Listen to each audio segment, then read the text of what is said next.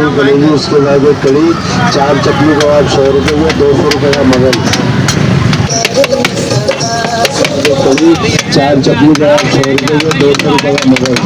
सभी पड़ोसी के जाने से आलू का 100 रुपये का, 100 रुपये की दाल माटी। मगज, कीमा, पाए, निहारी और तवे पर तैयार कटाकट, मजेदार भीनी भीनी खुशबू खाने के शौकीन अफराद को लतीफाबाद यूनिट नंबर 12 खींच लाती है।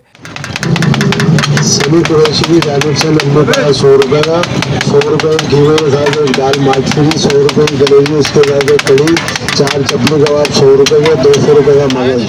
यहाँ एक छत तले तमाम खाने सिर्फ 100 रुपए प्लेट में दस्तयाब हैं। ठेले पर तैयार किए जाने वाले मजेदार खाने, जायका भी बेहतरीन। सभी कुरैशी की जानिब से